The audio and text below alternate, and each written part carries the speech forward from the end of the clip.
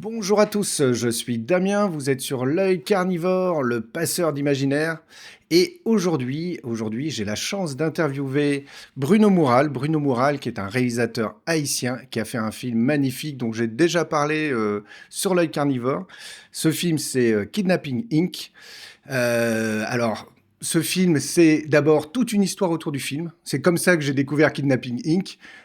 Notamment au BIF, on parlait du film haïtien tourné dans des conditions pas possibles, etc. On va en discuter. Déjà, tourner un film à Haïti, c'est déjà pas simple. Alors, en plus, vous avez cumulé. Il y a eu notamment deux arrêts de tournage, un à cause du Covid et un à cause de l'assassinat du président, hein, si j'ai bien tout suivi. Et donc je suis venu voir Kidnapping Inc. en me disant, bon ok, ça va être un film sympathique, il y a eu plein de problèmes, donc de toute façon le film va être chouette à voir, et puis j'avais envie de voir l'histoire autour du film, mais je m'attendais pas à voir ce que j'ai vu, c'est-à-dire un excellent film, un très très bon film, un film magnifiquement réalisé, magnifiquement, on va voir, je vais vous montrer des images, mais magnifiquement... j'allais dire DOP, mais éclairé, cadré, etc. Rendra hommage au chef opérateur. Superbement bien joué. Moi, je suis resté pendant plusieurs jours avec notamment les deux comédiens principaux dans l'esprit. Les bons films, on les reconnaît à ça, c'est quand plusieurs jours, ou en tout cas après la vision du film, on reste pendant un certain temps avec des images qui reviennent, avec des sentiments, des couleurs, des choses en genre-là, etc. Et Kidnapping Inc. m'a fait cet effet-là. Donc, je suis très content que tu aies accepté cette interview, Bruno. Merci à toi. Merci. J'ai pas pu faire cette interview l'année dernière au BIF parce que ça s'est pas fait, j'étais pas disponible. Et puis voilà, j'avais enregistré le Q&A que vous pouvez voir sur la chaîne de l'œil carnivore, et là, il y a déjà plein d'explications que vous avez pu donner, toi, et puis avec le reste de l'équipe de film. Mais je suis très content, là, de t'avoir pour moi tout seul. Ah bah, un plaisir. Mais histoire de pouvoir partager, et puis surtout, de revenir un peu sur cette histoire du film, revenir aussi un peu sur le côté artistique du film, parce que, mine de rien, il y a des choses vraiment très intéressantes, je trouve, dedans, par rapport à tes inspirations, mais aussi par rapport à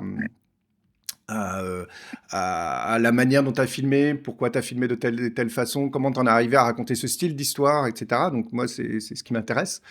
Et puis aussi l'avenir du film, et puis ton avenir à toi, voilà, où t'en es, quelle porte t'as ouvert ce film, etc. Donc voilà, c'est un peu l'idée de l'interview de ce soir.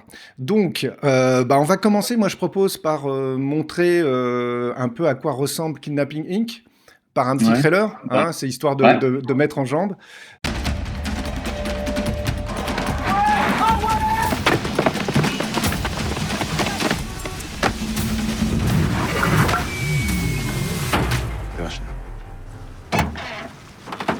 Comme ça, vraiment, man. Benjamin, ton fils a été kidnappé. Quoi? Tu m'as toujours déroulé $300 000.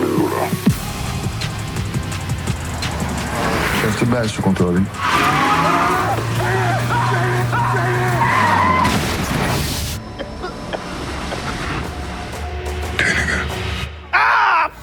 L'élection en Haïti d'un nouveau président a précipité le pays dans le chaos. Il n'y a rien qui marche dans ce pays. Et puis, moi, jusqu'à minuit, moi, même, précis, près. Vous en bas avec un sénateur, what explication t'as elle a déjà fait physienne.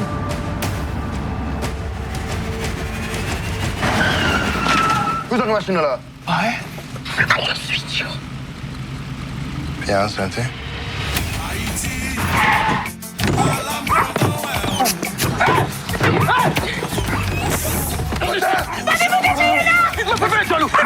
Allez, Willem, dis-nous, femme et dame, c'est clair? Oui. Réflexe.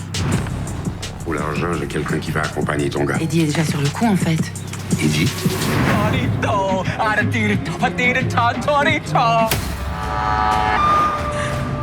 Si le monde suspend peine à pays ça, nous pas négocier à criminel là-bas. Ma baille double comme là. On dit joint, nous liquider, me joindre petite main. Allez, on va laisser cette fille dans mes mains, on fait sous caca, bonheur.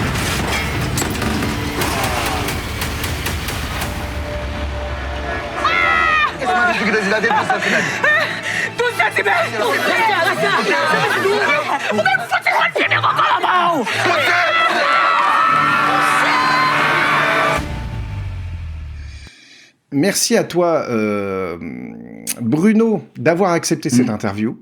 Merci beaucoup, parce que c'est vraiment un film qui m'a marqué, moi, au niveau du bif, et je pense qu'il a marqué beaucoup de gens. C'est un film pour lequel je suis venu pour l'histoire autour du film.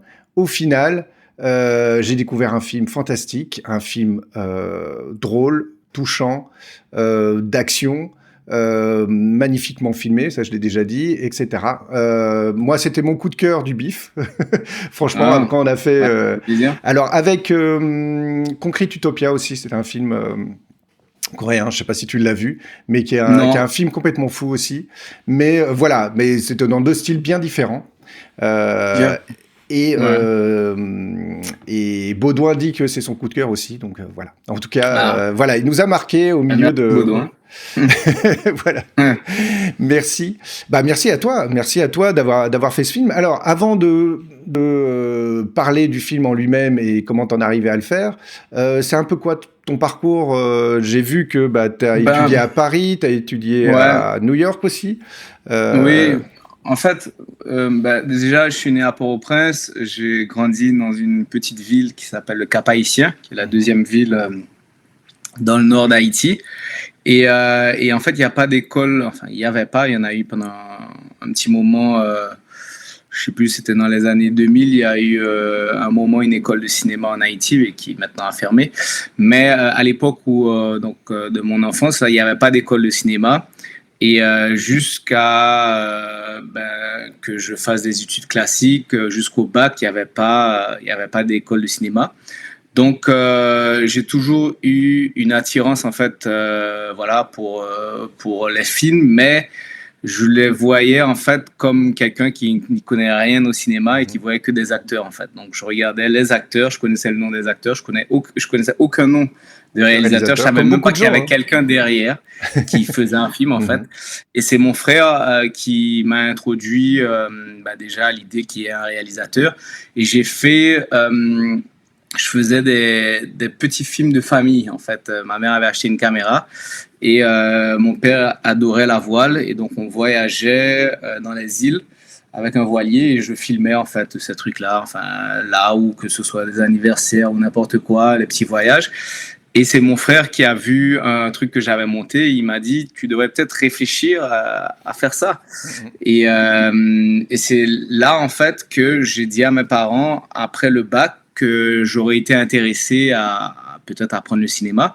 Mais il faut savoir qu'en Haïti, apprendre le cinéma, c'est, bon, je pense pas Haïti seulement, mais plein d'autres endroits, c'est comme un métier, c'est pris, un peu à la rigolade, quoi. C'est-à-dire, si on veut devenir réalisateur de films, très souvent, à moins qu'on vienne d'une famille qui comprend bien l'art et tout ça, les gens nous disent bon allez arrête, c'est un peu farfelu, c'est pas un vrai métier et c'est plus un truc qu'on voit comme un loisir. Et donc du coup j'ai fait une première année à Bordeaux en éco-gestion pour satisfaire les parents et l'avantage c'est que j'ai réussi avec mention, que ce soit le bac ou cette première année, et donc ils ont vite compris que c'était pas que j'essayais pas d'aller faire une école de cinéma pour pas aller à l'école, en fait. Donc j'aurais dit bon voilà, j'ai ma mention, maintenant j'aimerais essayer ça. Et donc j'ai été faire une école de cinéma à Paris. Et je me souviens quand j'ai fait l'examen, donc dans l'examen on pose quand même des questions et j'y connaissais rien de rien. Ma culture cinématographique s'arrêtait aux films hollywoodiens d'action des années 80-90. Donc les Van Damme, Schwarzenegger,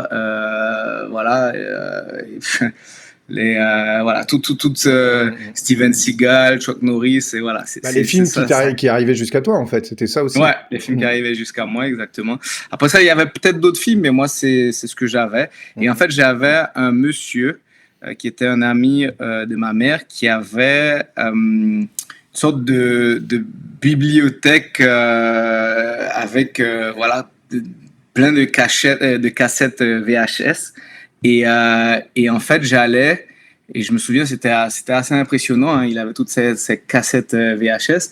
Et j'allais chaque jour, je prenais une cassette, j'allais regarder un film, je venais, je la remettais. Et ça, c'était à Haïti ou en France? Oui, à Haïti, Haïti, au Cap Haïtien, en fait. Et donc, c'est comme ça que je regardais les films. Et je me souviens avoir vu aussi Exorcist. Donc, il m'avait passé Exorcist. Ça, c'est la plus grande erreur que j'ai fait à 10 ans parce que ça m'a traumatisé. Ouais, dur. Même si c'est un excellent film au niveau réalisation, oui. Mais pas à 10 ans, ça c'est pas sûr. À 10 ans. Et le pire, c'est qu'aujourd'hui, je ne peux plus regarder des films d'horreur, en fait. Je regarde toutes sortes de films, mais pas les films d'horreur. Après ça, le film d'horreur psychologique, ça, j'ai pas de problème. Genre le film, genre Get Out. Alors, je connais pas le titre français, mais je crois que c'est le titre français, c'est Get Out aussi. Ouais. C'était Get Out aussi. Ça, ce genre de film, ça me dérange pas du tout. Mais quand on va dans juste le slashing horreur et tout ça, ou des trucs comme ça, j'ai un peu de mal en fait. Donc voilà. Et puis après ça, donc cette école de cinéma à Paris, j'ai fait 3 ans. Ça fait quelle école à Paris? Téléca. Téléca. Une école privée. Oui, parce que tu avais eu quand même la chance de pouvoir sortir d'Haïti et d'avoir les moyens d'étudier, parce que c'est pas donné en fait, mon père est français, donc je suis franco-haïtien. Donc, mon père est parisien, il était parisien, et du coup, voilà, j'ai été continuer mes études en France, comme mon cousin, comme certaines personnes de ma famille. L'accès était plus facile pour toi, quoi. Oui. Et puis bon, l'avantage de la France quand même, c'est que les études sont pratiquement gratuites, quoi. C'est en train de disparaître malheureusement, mais. Ah oui. Pour les étudiants étrangers, ça commence à revenir cher. Pour les étudiants étrangers, ouais. Donc oui. Donc moi j'en ai profité et par contre l'école privée de cinéma était payante. Mais si je me trompe pas, je crois que c'était 6 000 € l'année. Ce qui, je ne sais pas si c'est les prix aujourd'hui, mais enfin bon, c'était plus ou moins correct pour mon père. Donc j'ai pu faire cette école de cinéma que j'ai beaucoup appréciée dans la mesure où j'ai rencontré pas mal de personnes intéressantes avec qui je suis jusqu'à présent ami. Et c'est là où j'ai fait ma vraie culture du cinéma, en fait, où ces amis, en fait, m'ont vraiment donné des films sur Scorsese. Regarde ça. Voilà. J'ai Tarantino et ainsi de suite, quoi. J'ai découvert pas mal de choses. Et c'est quoi ta grosse claque de l'époque où tu t'es dit waouh? Tarantino m'avait beaucoup touché. Matrix, c'est un des films, je crois, qui m'a le plus touché. C'est ma grosse claque, en fait. Je pense que c'est Matrix, même s'il y a eu plein, et je peux pas dire aujourd'hui que j'ai un film préféré. Ça, c'est une question que j'arrive pas à répondre. Mais c'est pour ça que je parle de grosse claque, parce que des fois, on regarde un truc et on se dit, ah ouais, moi je me souviens un des films qui m'a donné envie de faire du cinéma. Alors, je suis plus vieux, mais c'était Les Ailes du désir de Wim Wenders, par exemple. Ou Dark Crystal aussi. Je me suis dit, ça, je veux faire la même chose. En fait, moi, je pense que Matrix, c'est peut-être le film qui m'a donné cette envie-là. Et après ça, j'ai regardé pas mal de la réalisation, là, les frères Wachowski. C'est frères et sœurs Wachowski, si je ne me trompe pas. Maintenant, c'est les sœurs, mais bon, voilà. Ou sinon, on s'y perd. Mais en tout cas, j'ai été un peu déçu après par ce qu'ils ont fait. Et c'est bien moi, dommage, j'aime beaucoup leur travail quand même sur Cloud Atlas, mais même certains films sur la série qu'ils ont pu faire, etc. En fait, ou même le dernier Matrix, à la revision, en fait, je comprends ce qu'ils ont voulu faire, etc. Après, je pense que ils sont presque dans du cinéma, pour Matrix 4, dans du cinéma méta, sur une discussion, c'est pourquoi le cinéma, comment, même chose que Jordan Peele fait quand il fait son dernier film, ou son avant-dernier film, j'ai un trou de mémoire là, avec les cascadeurs, ceux avec les chevaux. Oui, c'est quoi encore le nom de ce dernier film là? C'est Hope? Non, c'est pas Hope. C'est Nope. Ouais, c'est ça. Nope aussi, qui est une allégorie sur le cinéma, etc. Et voilà. Donc voilà. Mais là, ils sont dans des réflexions sur. Ils ont quitté quelque part le pur film fun que peut être Matrix. Voilà. Et juste pour faire une petite parenthèse rapide, le film qui m'a le plus vraiment marqué ces derniers temps, c'est Conclave, en fait. Alors, je connais pas le titre. J'ai beaucoup aimé. Et personnellement, je pense qu'il gagnera l'Oscar. la semaine prochaine. Donc on verra si bien. j'ai vu bien. Donc voilà. Et puis donc après cette école de cinéma à Paris, en fait, il y a un moment dramatique qui arrive, c'est que mon père en fait est assassiné en 2005. Donc je suis encore à l'école de cinéma et je rentre donc en 2005 pour les funérailles de mon père. Donc bien entendu, c'est quelque chose qui est arrivé abruptement, c'est un choc. Et je suis donc à Port-au-Prince et le kidnapping commence déjà à prendre beaucoup de place, puisque en fait, il n'y a pas eu de kidnapping vraiment en Haïti avant cette période-là. Et là, j'ai l'idée de commencer à interviewer des gens parce que je me suis dit peut-être que je peux récupérer des histoires de d'anciennes personnes qui ont été kidnappées, de victimes. Et là, je vais commencer à interviewer pas mal de personnes, qui fait que c'est là en fait que l'idée du film Kidnapping Inc. va vraiment germer. Et donc au début, c'est un documentaire alors, c'est plus un travail documentaire. Non, c'était pas un documentaire, c'était vraiment de prendre pas mal d'histoires réelles. Et c'est ce qui a été fait dans Kidnapping. C'est pas mal d'histoires réelles en fait qui ont été un peu remontées pour que ça soit pas l'histoire d'une personne, mais que on prenne toutes ces histoires et qu'on le mette en fait dans une fiction en fait. Donc voilà. Et donc moi je retourne à Paris, je continue en fait cette école de cinéma, mais je fais pas mal de courts-métrages. Et d'ailleurs la 3e année, c'est une école en 3 ans. Cette 3e année, j'ai pratiquement pas été à l'école en fait. Je faisais vraiment que des courts-métrages. J'ai fait pas mal de courts-métrages. Je pense que ça aussi, avoir de la pratique et essayer des choses, c'est quelque chose d'extraordinaire. Et mon frère, celui qui m'a donc introduit au cinéma, à cette époque, il a une agence de publicité et je commence à faire de la pub en Haïti. Oui, j'en ai vu une d'ailleurs, assez drôle. Ouais, surtout dans l'humour, très slapstick comedy. Et là, j'en fais énormément. Je vais en faire même ça forme en fait de faire ce genre de choses. Ça forme énormément. En fait, c'est plein de petits courts-métrages puisque ces pubs-là, on me donnait carte blanche en fait. J'ai fait 2-3 pubs qui ont marché et après j'avais carte blanche. Donc bien sûr, il fallait faire passer les messages, mais c'était des petits films en fait. C'était des films d'1 minute, d'1 minute et demie, des fois de 2 minutes même. Donc voilà, ça a été extraordinaire. En plus, c'était payé. On me donnait un peu de budget. Donc ouais, c'était tout bénéfice en fait.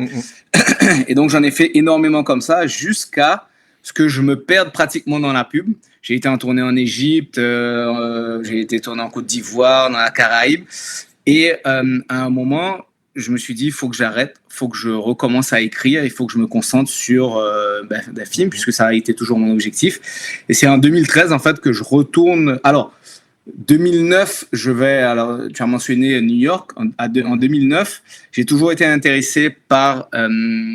bien sûr, le cinéma hollywoodien, comme je dis, c'est un peu mon enfance. Donc, je vais aller faire une école à la New York Film Academy, mais une session courte, en fait. C'est un programme d'été. Et je fais ça. Je reste à New York un peu plus longtemps que l'été. Je rencontre pas mal aussi de personnes qui, jusqu'à présent, avec qui j'écris. Mon prochain projet sera avec des gens que j'ai rencontrés à la New York Film Academy. Et là, en fait, c'est en 2013 que je commence à écrire vraiment le scénario de Kidnapping Inc. avec mes 2 co-scénaristes qui sont aussi des personnes qui font partie de ma boîte maintenant en Haïti. Donc, c'est Gilbert Mirambeau qui est aussi producteur et Jean-Samuel Andry qui joue Doc en fait. Donc voilà, qui joue le rôle principal. Et donc là, on va écrire le film jusqu'à 2019 en fait, l'époque où on va débuter le tournage. Et Cafou, comment ça se situe là-dedans ? C'est un essai pour montrer ce que vous savez faire ou... Exactement. Ouais. Voilà, en fait, c'est qu'on a écrit. Alors Cafou, pour situer, c'est un court métrage. Alors c'est un court métrage assez long parce qu'il dure une 50aine de minutes. Un moyen métrage. Ouais, c'est un moyen métrage. Ouais. Qui effectivement reprend les 2 personnages qu'on retrouvera dans Kidnapping Inc. Alors, je les trouve moins bien écrits que dans Kidnapping Inc. Mais voilà. Mais on retrouve l'ambiance, on retrouve quelque part ce que va devenir Kidnapping Inc. En moins bien. Moi, j'aime beaucoup Cafou. Mais je trouve que aussi bien au niveau de la relation entre les 2 acteurs principaux, donc les 2 acteurs principaux, c'est alors je vais mal les prononcer, mais Jasmuel Andry et alors là, c'est Rolafton, voilà, Mercure, qui sont fantastiques, vraiment. Moi, on vit vraiment avec eux pendant Kidnapping Inc. Et donc là, on les retrouve, et ça m'a fait plaisir de les retrouver dans Cafou. La relation, je trouve qu'elle est moins bien équilibrée en fait. Dans Cafou. Mais par contre, ce qu'on voit, c'est quelque part la qualité d'écriture quand même qui est là, la qualité de réalisation et un peu l'ambiance de ce que pourrait donner un long métrage derrière avec... qui est un peu plus dark quand même, je trouve. Cafou est plus dark que oui, il y a moins d'humour. Il y a moins d'humour. Il y a moins d'humour et puis la fin, elle est... Là, elle se termine un peu plus de manière sauvage, un peu moins d'espoir, même si bon, alors là on va pas spoiler sur Kidnapping Inc, mais voilà. On va pas en dire plus. En fait, oui. Mais Cafou tombe en fait en 2015. Donc j'ai dit 2013 début du scénario de Kidnapping Inc. 2019 début du tournage de Kidnapping Inc. Donc 2015 au milieu se trouve Cafou qui va se terminer en 2017. Mais le début du tournage est 2015 pour Cafou parce que il y a Raoul Peck en fait qui est un réalisateur haïtien qui a fait le documentaire I Am Not Your Negro qui a été sur James Baldwin qui a été nominé aux Oscars, donc premier haïtien à être nominé aux Oscars, qui lui a fait pas mal de films, qui devait même faire Hotel Rwanda, le film sur le génocide du Rwanda, mais le film américain, et qui a lui fait sa version, qui a été aussi financée par HBO, qui s'appelle Sometimes in April. Et donc, en fait, c'est un réalisateur assez connu, qui fait aussi beaucoup de documentaires. Et lui, il avait un premier film, d'ailleurs, qui était sélectionné à Cannes, qui s'appelle... j'ai un blanc, mais c'est pas grave. En tout cas... mais donc, un réalisateur haïtien que tu as rencontré... Un réalisateur haïtien qui va lire, en fait... L'homme sur les quais. Voilà, le nom me revient. L'homme sur les quais. L'homme sur les quais, son film qui était à Cannes. Voilà, L'homme sur les quais, son film qui était à Cannes. Et donc, du coup, lui va lire Kidnapping Inc. et va nous dire c'est bien, tu as fait beaucoup de pubs, mais maintenant, il faut que tu fasses un film pour montrer que tu peux faire Kidnapping Inc. pour que les gens te donnent de l'argent. Et donc, c'est comme ça que je vais aller tourner Cafou, en fait, qui est le premier jour de Doc et Zo dans le milieu du kidnapping. Donc, voilà. C'est comme ça que Cafou a été fait et qu'on a pu... Cafou a quand même bien marché aussi dans la mesure où il était nominé à l'Austin Film Festival, qui est un festival surtout axé sur les scénaristes aux États-Unis, donc dans la ville d'Austin, au Texas. Et en fait, ce film va nous permettre d'être sélectionné parmi les 25 scénaristes à suivre pour l'année 2018 dans le magazine Movie Maker Magazine, qui est un peu le premier en France, quoi. Donc voilà, donc ça nous a donné un bon boost. Ouais, ça a ouvert pas mal de portes.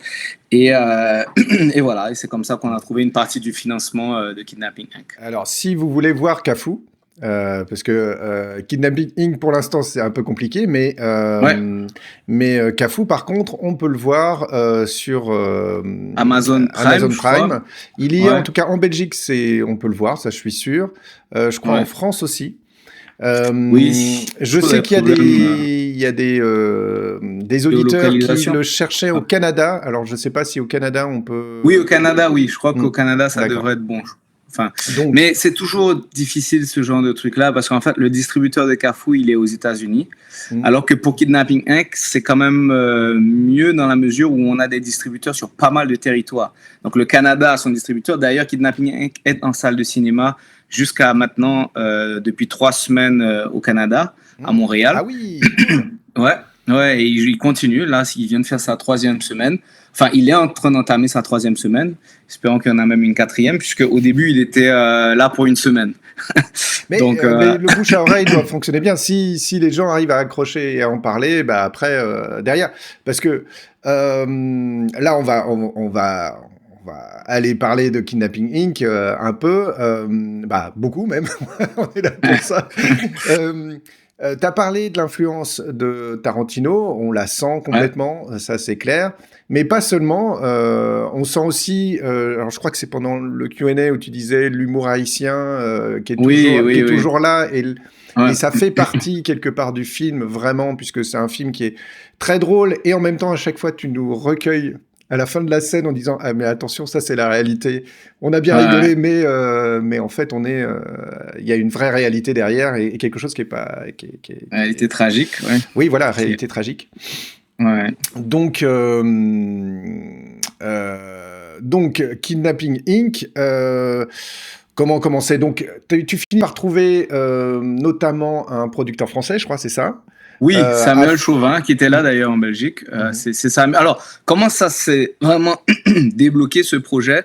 C'est un monsieur qui s'appelle Oleg Bakovitch, qui travaillait pour Canal+, qui débarque en Haïti pour Canal+ Antilles et qui vient en fait visiter nos studios à Muscat. Muscat, c'est ma société de production en Haïti. Et nous, en fait, on a vraiment construit des studios, voilà, des studios, donc un hangar avec des possibilités de plusieurs tournages à l'intérieur. Et il est assez impressionné par ce qu'on a fait. Et on lui présente en fait le scénario de Kidnapping Inc. Et là, il fait un pari sur, il voit nos pubs, il voit pas mal de nos projets, et il fait un pari sur nous. Et Canal+ débloque 80 000 euros, ce qui, je crois, n'a jamais été fait pour qu'on fasse un projet, donc un projet haïtien. Et c'est là que, en fait, ça vraiment met un poids, un poids avantageux sur le film, comme un stamp de un produit qui pourrait potentiellement se faire. Et grâce à ça, en fait, on va donc faire des démarches auprès de l'OIF, l'Organisation internationale de la francophonie, la Jeune Création francophone, le CNC, et on a tout, en fait, on arrive à avoir tous les financements grâce, je pense, à ce soutien, en fait, de Canal+ Antilles. Et donc, voilà, c'est pour ça que je le remercie quand même. C'est lui qui est vraiment à l'origine du projet. Et on rencontre Samuel Chauvin, donc. Alors, il y a un festival à Trinidad qui est justement un festival axé sur développer des projets en écriture. Et en fait, on gagne ce festival. C'est un peu comme Rotterdam Lab. On y va, on pitch à pas mal de producteurs et à la fin, ils remettent un prix à celui qui a le mieux pitché ou le projet qui a le plus de potentiel. Et donc, on va gagner encore ce festival-là. Et là, notre relation continue avec Samuel Chauvin et aussi le producteur canadien qu'on a aussi rencontré à Trinidad, qui s'appelle Yannick Letourneau. Et là se monte une coproduction entre Haïti, la France et le Canada. Et c'est comme ça qu'en fait, on commence à trouver une partie des financements, bien que le film est complètement sous-évalué en termes de budget et qu'on démarre un tournage. En fait, j'en parlais ce matin, j'ai fait une entrevue ce matin sur pourquoi il y a si peu de films des pays du tiers-monde qui arrivent dans la catégorie, alors c'était une interview en anglais, qui arrivent dans la catégorie Foreign Films, Best Foreign Films, donc meilleur film étranger. Oui, c'est vrai qu'on retrouve souvent des films européens ou asiatiques, mais très très peu effectivement de films africains ou d'Amérique latine, etc. En fait, je disais que un des problèmes, à part le fait que le premier problème vient de chez nous, puisque on n'a pas vraiment de structure. Oui, il faut que les films soient déjà produits.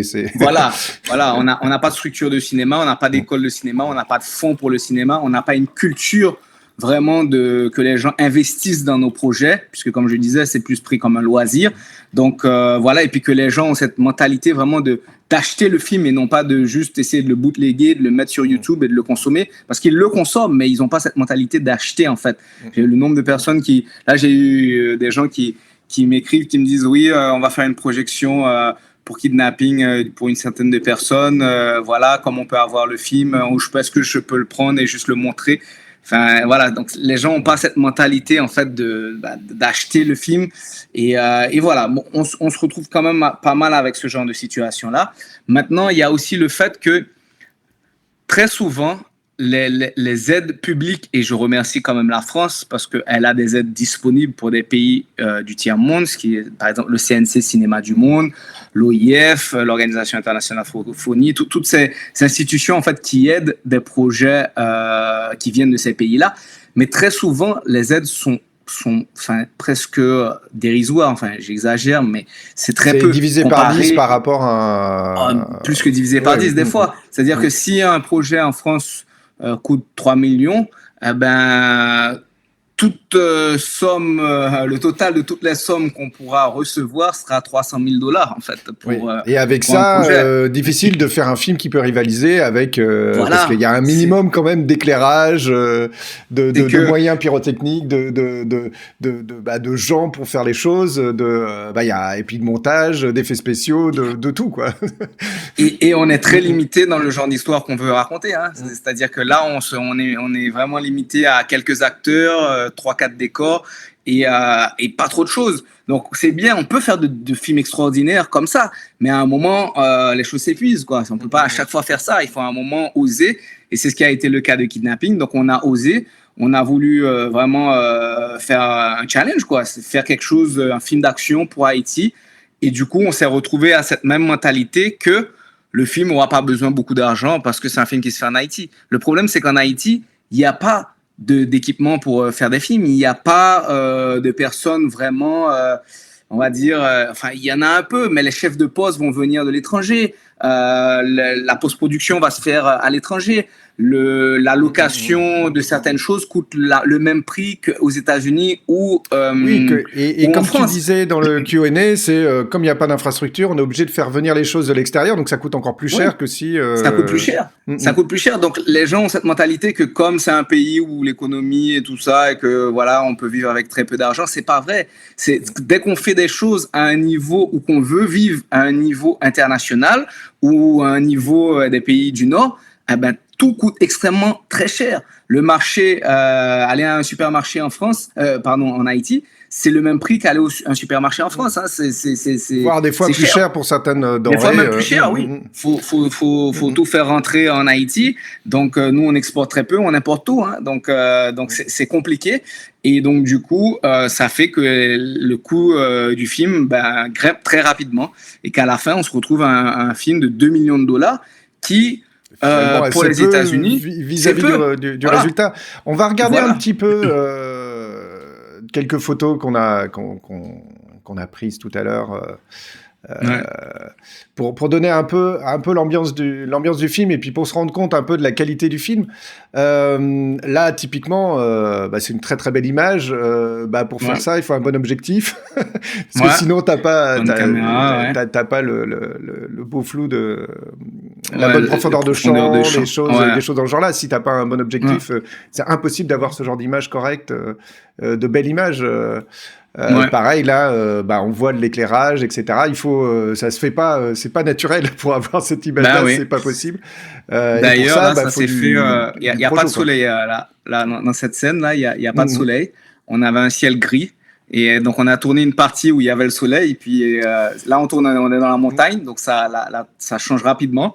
Et donc, voilà, on avait ce qu'ils appellent des HMI, des lumières qui... Alors, je crois que... chimie, chimie, mais ça envoie du lourd, ça consomme beaucoup, et ça envoie du lourd. C'est énorme, d'ailleurs. Des fois, je me demande à chaque fois comment on va réussir à monter un tel truc en haut d'un pied. Et recréer la lumière du soleil. En fait. Oui, c'est des sacrés projecteurs. Et ça effectivement, ça coûte de l'argent. Donc, c'est un sacré travail. Et effectivement, ça peut pas se faire avec 3 bouts de ficelle. C'est pas gérable du tout. Ouais, et ça prend du temps de l'éclairer, donc faut aussi avoir le temps de le faire. Donc voilà, et une journée de tournage, ça coûte cher. En moyenne, je me souviens, mes producteurs me disaient, une journée de tournage en Haïti, pour un film comme Kidnapping Inc., c'était en moyenne 7 à 9 000 $ par jour de dépenser, en fait. Donc, et il faut savoir aussi que, alors là où... en France, alors je crois que la France c'est la même chose, mais aux États-Unis, tu veux tourner dans une ville, t'as la mairie qui t'accompagne, t'as tout le monde qui est trop content que tu vas tourner. On te met en place des policiers qui vont dévier la circulation pour s'assurer que l'image de la ville est bien prise et tout ça. En Haïti, tu veux tourner dans la rue, tu payes toutes les personnes pour arrêter de klaxonner pour que tu puisses prendre le son, mais tu payes aussi les policiers pour s'assurer qui bloque les gens, et tu payes aussi l'espace, tout le monde, quoi. En fait, voilà. Donc, c'est vrai que les prix sont peut-être pas les mêmes sur ce point-là, mais tu payes tout, en fait. Tu payes tout. Tu tournes dans un bidonville, tu dois gérer avec le chef du territoire pour essayer de tourner dans le bidonville. Alors, donc, moi, ma question, alors certes, je comprends que tu aies voulu tourner à Haïti. parce que c'est là où t'es né, parce que c'est ton pays, parce que c'est là où tu voulais raconter cette histoire, et puis elle se passe à Haïti. Mais je me suis demandé, à part quelques scènes, il y a plein de choses qui auraient pu être tournées autre part, en fait.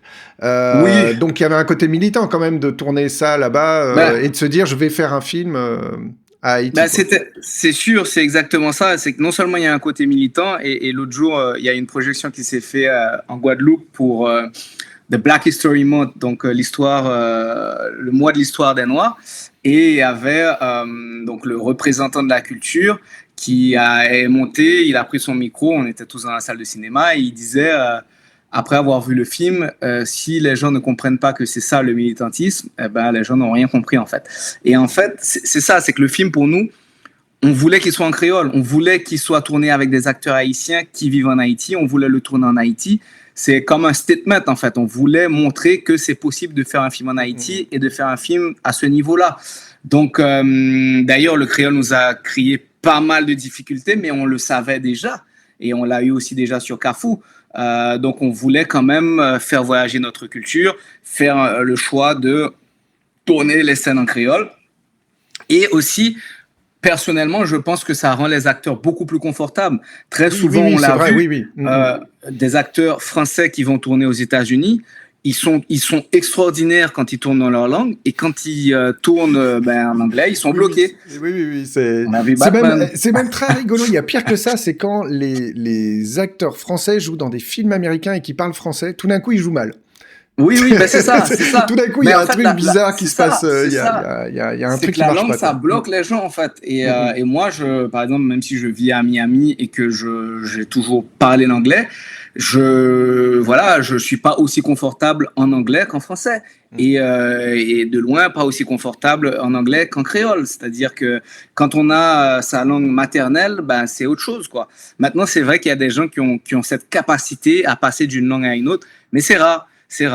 Donc voilà. Les deux acteurs principaux, alors c'est Tibabou qui fait mais trop bien Bruno Moural, donc qui est content de te voir, qui dit que les hashimi c'est la vie. Oui, alors jusqu'au moment où on va réussir à les remplacer par des panneaux LED quand même, ou je sais pas trop quoi, mais ouais, je sais pas, pour envoyer autant, je sais pas si c'est possible, mais bon, ça c'est... Ils seront plus petits en tout cas. Oui. À mon avis. Oui, ça c'est clair. Et qui dit merci d'avoir tourné en créole, de faire vivre nos langues et leur contexte. Et c'est vrai que ça, c'est une des questions qu'on a eu un petit peu en préparant l'interview. Le créole, c'est ce qui c'est pas si évident que ça de revendiquer le créole comme étendard, on va dire ça comme ça, et de dire, d'après ce que j'ai compris, après moi, je n'ai eu que des échanges avec des gens qui le parlent, je ne parle pas moi-même. Ouais. Mais par contre, j'ai bien compris que ça permettait de revendiquer, comme tu disais d'ailleurs, le fait de tourner en Haïti, une culture propre, qui a sa propre dignité et qui a sa propre valeur et qui est pas c'est pas juste un baragouinage, c'est vraiment une culture et c'est vraiment c'est la langue du pays en fait. C'est très différent par exemple d'autres pays des Antilles, d'autres îles où en fait le créole est secondaire en fait. Nous, le créole, c'est vraiment la langue primaire en fait. C'est-à-dire que 100% des gens parlent créole. 20% ou peut-être 20% parlent français et à peu près 20% ou 15% parlent l'anglais en fait. Mais le reste, les 100% parlent créole. C'est-à-dire que vraiment, on s'exprime en créole pour tout. Maintenant, c'est vrai que avec l'origine de la colonisation et aussi le fait qu'on a pris notre indépendance de la France, le français était les langues officielles. Normalement, c'est le français et le créole. Mais avec le temps, en fait, les gens parlent vraiment créole, en fait. Et c'est vraiment la langue principale. Chouette. Alors, parce que le temps tourne, malheureusement, on pourrait parler des heures et des heures. Mais bon, voilà. Donc, le film a été compliqué à tourner une fois que vous avez eu le budget, une fois que vous êtes arrivé sur place. Tu avais expliqué lors du Q&A, d'ailleurs, que je vous conseille d'aller voir. Vous avez vraiment là...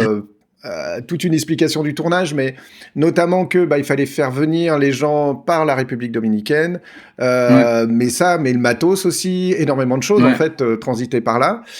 Vous avez eu un problème de kidnapping même sur le film lui-même, qui a interrompu le tournage, mais oui, alors.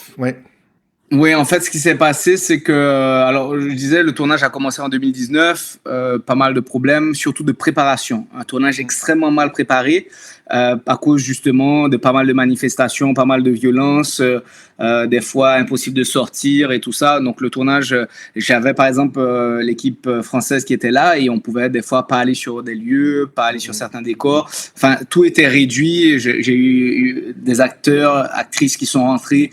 Les répétitions pouvaient pas se faire à cause justement de rues bloquées, de manifestations ou des caoutchoucs qui brûlaient, des pneus qui brûlaient. Bref, donc un tournage très mal préparé qui débute dans une sorte de cacophonie pas possible. Tournage aussi des problèmes financiers. On n'arrive pas à finir le film. Rien ne fonctionne bien. Le tournage s'arrête à l'été 2019. On a seulement tourné 45% du film. On a dépensé, je crois, 600-700 000 $. Catastrophe totale. Tu disais d'ailleurs toi-même que tu n'étais pas très content de ce que tu avais pu faire à ce moment-là d'ailleurs. Oui. Alors, en fait, moi aussi, j'étais dans une période d'adaptation. C'est-à-dire que j'essayais vraiment de trouver des choses bien c'est-à-dire trouver des choses bien dans le chaos. C'est presque impossible. La seule façon de le faire, c'est de rester longtemps. Et plus tu restes, plus tu bouffes des jours de tournage. Plus tu bouffes des jours de tournage, plus tu arrives vers la fin.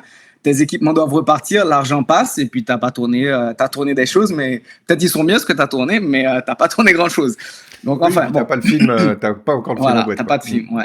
Et donc du coup, voilà, je suis avec un certain recul mitigé dans le sens où je pense que j'ai fait un bon choix parce que tout ce qu'on a tourné a été exploitable après. Donc on a tourné de bonnes choses, mais il y a peut-être des choses que j'aurais pu faire un peu plus judicieusement et peut-être travailler de manière... T'es un jeune réalisateur aussi, t'apprends, c'est compliqué, tourner dans ces conditions-là en tant que premier, c'était compliqué. Bon, ça a été compliqué, du coup on essayait de redémarrer le tournage en 2020. Et alors, il y a eu tout de suite après, il y a eu ce qu'ils appellent le pays lock. Donc, le pays est resté bloqué pendant des mois. Et quand je dis lock, c'est vraiment rien ne fonctionne. Tout le monde reste chez eux, comme le Covid, pendant plusieurs mois. Tout est bloqué, le port est aux mains des gangs, l'aéroport est aux mains des gangs, plus rien ne fonctionne. Et on est arrivé dans ce moment-là où on a fait 4-5 mois comme ça, tout de suite à la fin du tournage, en fait. Et moi, à ce moment-là, je suis parti à Miami, j'ai mis les enfants à l'école à Miami, on est resté à Miami pendant un moment. On essaie de remettre en place le tournage. On n'arrivait pas de fonds et tout ça. J'ai essayé de prêter de l'argent, tout un schéma que je ne vais même pas raconter parce que c'est un truc complètement rocambolesque. Et donc, du coup, boum, le Covid tombe. Et là, c'est catastrophe totale parce qu'un an et demi se passe jusqu'à ce qu'on arrive à remettre ce tournage en place. 1 an et demi ou doc. C'est très très dur de reprendre après ça parce que il faut aussi une énergie, il faut tout quoi. Faut que les acteurs soient là, il faut garder le momentum, faut garder les gens intéressés, faut garder les gens qui pensent que c'est mort, il y aura pas de film quoi, tu vois, il faut les garder et c'était constamment une bataille en fait. Et le pire c'est que je dis 1 an et demi, le film normalement se passe en un jour. Donc là, j'ai une continuité à faire entre un plan qui a été tourné il y a 1 an et demi et raccord sur un plan qui a été tourné 1 an et demi plus tard, quoi. Donc, au niveau des costumes, etc., ça devait être l'enfer. On n'arrivait plus à retrouver les maillots de foot. Donc en fait, les maillots de foot qui sont dans le film, on a recollé en fait, puisque le sticker en fait, il s'en allait en fait. Donc on a dû recoller parce qu'on ne retrouvait plus les maillots.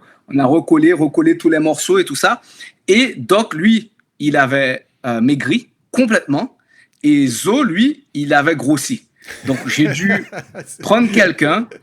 Et Laura aussi avait pris un peu de poids. Donc, bref, ça a été vraiment un truc, un puzzle incroyable à remettre en place. Et j'ai dû avoir vraiment quelqu'un qui leur a fait faire un régime, en fait. Donc, et Zo a dû maigrir, Doc a dû grossir, jusqu'à ce qu'on retrouve à les faire essayer leur habit, à prendre des photos, essayer de voir les joues et tout, jusqu'à ce qu'on arrive à les retrouver, comme on les avait. Là, le tournage redémarre, mais il se passe assez bien. En fait, tout se passe assez bien. Jusqu'à ce que, bon, à part un problème à la douane, chaque fois que les équipements arrivent à la douane, en fait, ils restent bloqués pendant une semaine. Alors, je fais déjà une semaine de tournage parce que j'ai toute l'équipe étrangère, tout le monde est là et tout le monde touche, mais tout le monde ne peut rien faire parce que les équipements sont bloqués à la douane, parce que la douane ne veut pas laisser les équipements sortir en pensant que ça vaut, je sais pas, 300-400 000 $ de matériel qu'on va aller vendre, en fait. Donc, ils veulent qu'on paye une caution énorme pour s'assurer que les équipements vont repartir. Donc, pour montrer qu'il n'y a pas de logique de cinéma. Qui va acheter ce matériel, mais bon, ça, c'est un autre problème. Bref. Donc, à chaque fois, on a perdu. Mais bon, à part ce problème-là, le tournage se passait bien. Jusqu'à ce que je déplace, en fait, le tournage dans le sud, parce qu'il y a un décor que j'aime au centre-ville de Port-au-Prince qui est beaucoup trop dangereux selon la production. On est trop près des gangs et tout pourrait basculer à un moment. Donc, on tourne dans le sud, cette scène.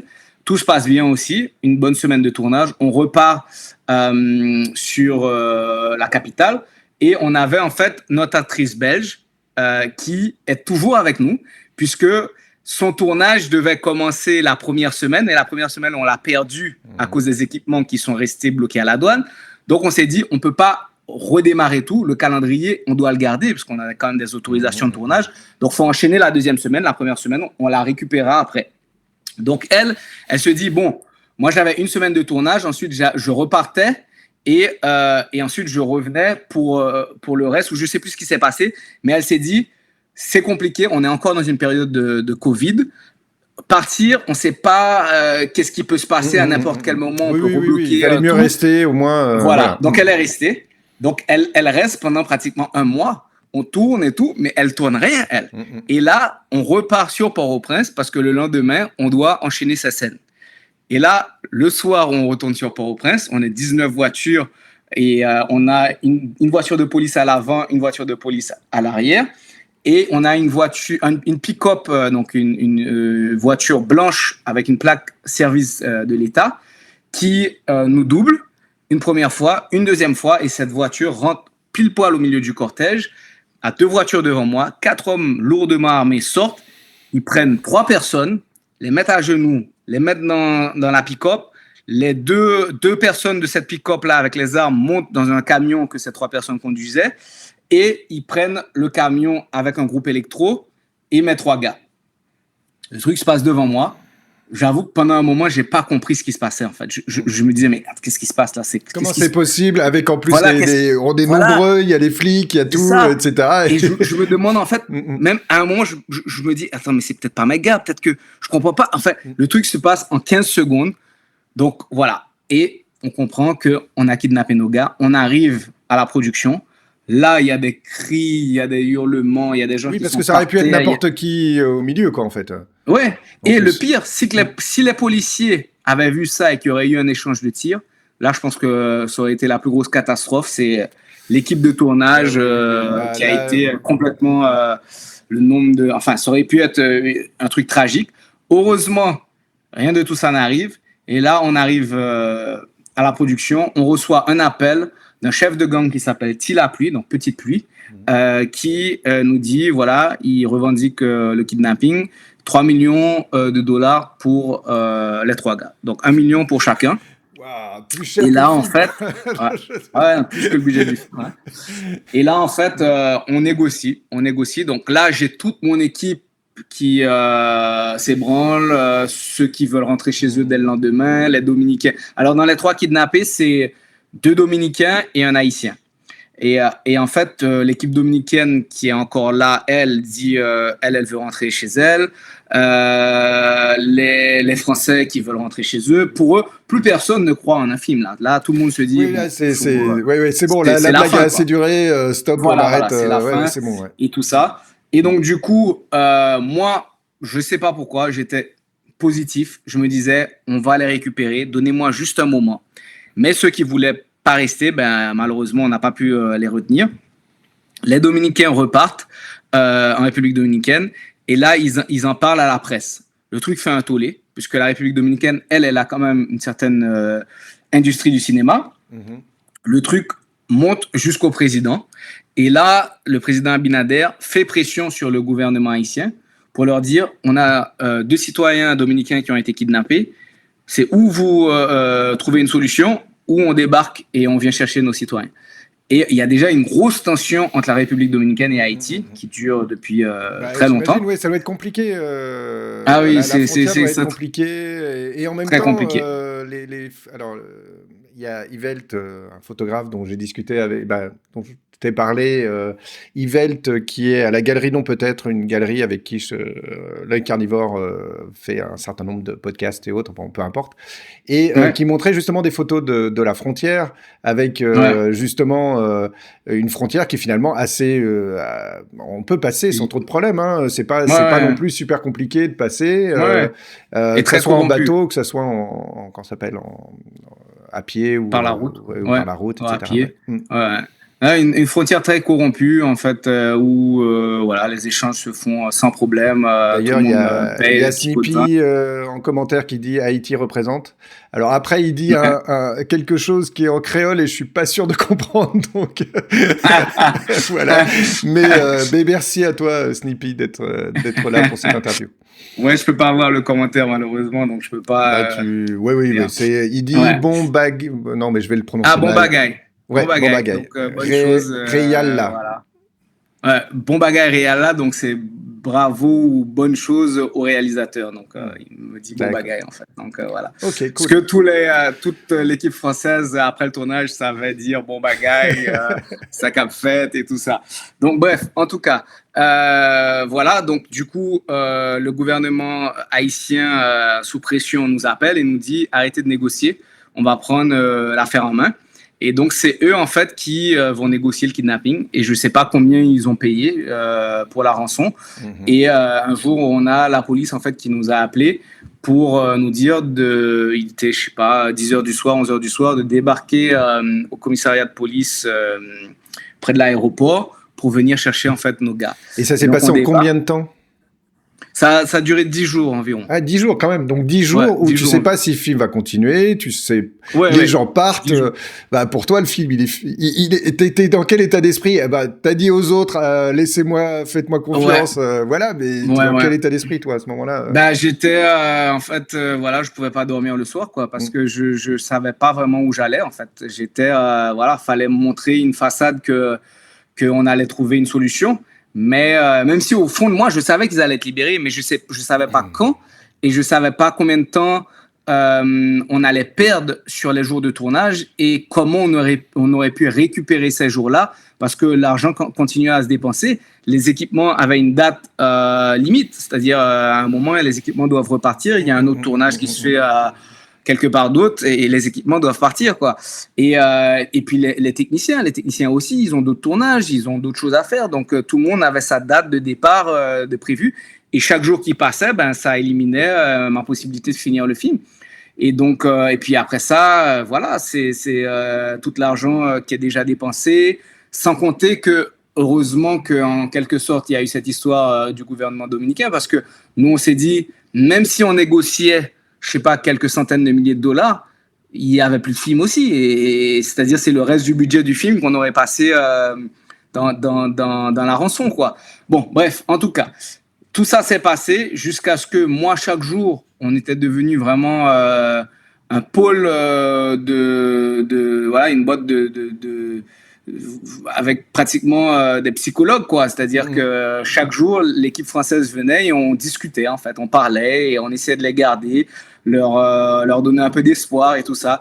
Et l'équipe haïtienne a été très forte dans ça parce qu'ils s'entendaient bien avec l'équipe française. Et je pense que c'est eux, en fait, qui leur ont dit faut garder espoir, ça va se régler, voilà. ça va aller. Quotidien, on passe tous par ça et on est tous liés justement par le kidnapping, mais on trouve des solutions.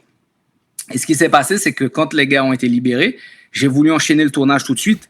Et là, l'équipe française m'a dit, mais non, moi, psychologiquement, je peux pas démarrer. Ce que je comprends. Mais nous, et c'est l'équipe haïtienne qui m'a aidé, qui a été leur parler, qui leur a dit, oui, nous, on vit comme ça. On comprend, mais nous, du coup, on fait un film sur le kidnapping. On critique, en fait, nos problèmes. Donc, on va devoir enchaîner le tournage. Et là, en fait, on a démarré le tournage. Je crois, un jour après que les gars sont repartis. Donc, ils sont repartis en République dominicaine. Et en fait, ce qui est quand même terrible, c'est que dans les gars qui ont été kidnappés, il y a donc deux Dominicains et un Haïtien. Mais dans les deux Dominicains, il y a ces deux frères. Et dans les deux frères, il y a un des frères qui avait un jumeau qui, lui, n'a pas été kidnappé. Donc, ce jumeau-là, lui, il a tout vécu. Il n'était pas dans la même voiture. Donc, lui, il a tout vécu. Et chaque jour, on allait le voir. Chaque jour, on allait parler avec lui. Et en fait, malgré que les Dominicains étaient rentrés en République dominicaine, lui, il était resté. Parce qu'il ne voulait pas partir son frère jumeau. Ah oui, j'imagine. Et, oui, c'est et clair, son autre frère aussi, son autre petit frère. Mais il était très attaché. Et c'était très dur de le voir, lui, chaque jour, dans cette tension de revoir ses frères. Et voilà. Et quand eux sont repartis en République dominicaine, on a enchaîné le tournage dès le lendemain. Donc, j'ai une nouvelle équipe qui est sortie de l'Équateur. Et c'est les Colombiens qui m'ont aidé parce que les Colombiens, ils sont quand même. Ils peuvent avoir l'habitude un peu plus de ce genre de truc rock'n'roll. Franchement, non seulement ils se sont jamais plaints, ils sont toujours restés zen. Et ils étaient devant moi quand le kidnapping s'est passé. Ils étaient devant moi, je me souviens, je les regardais, on se regardait. Et eux, ils étaient zen. Alors, c'est des gars de l'armée. Et c'est des gars c'est eux qui géraient mes cascades. Tout ce qui est cascade, special weapons, tactics. Oui, parce que là, on parle autour du film, mais à un moment, va falloir, parce que malheureusement, tu vas devoir quitter, etc. Bon, voilà, ça fait partie du jeu. Mais c'est un film d'action. C'est un film d'action où ça fusille, où il y a des accidents, où il y a plein de choses. C'est un film avec de la cascade, du special effect, etc. Des choses. C'est pas un petit film, 3 personnes autour d'une table. Hein, on parle pas de ce genre de film. Donc oui, ça doit être chaud oui, je comprends. C'était chaud à gérer. Il y a eu on n'a pas eu de blessés graves. On a eu une chute à moto où il s'est bien amoché la jambe et qu'il a dû aller à l'hôpital pendant au moins 2 bonnes semaines. Mais ou sinon, toutes les cascades se sont quand même bien passées. Il y a eu des choses qui auraient pu mal se finir, comme une fois où il y a un fusil, les fusils à pompe là où il a tiré trop près de la caméra et il y avait une sorte de protection. La protection a éclaté. Alors l'objectif n'a rien eu, mais le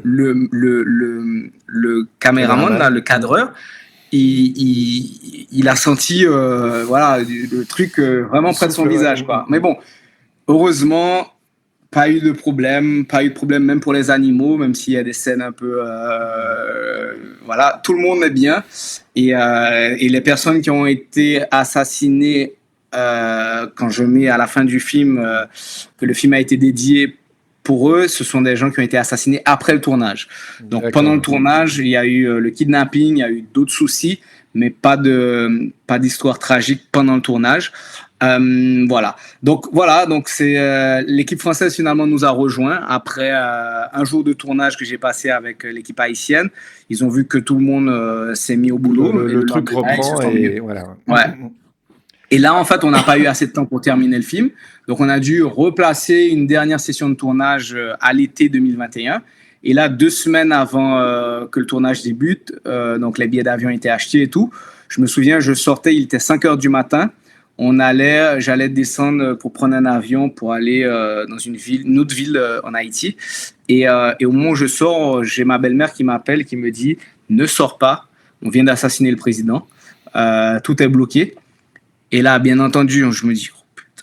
Et là, en fait, c'est toute l'équipe française qui m'appelle à la seconde pour me dire « Je viens d'entendre qu'on a assassiné le président ».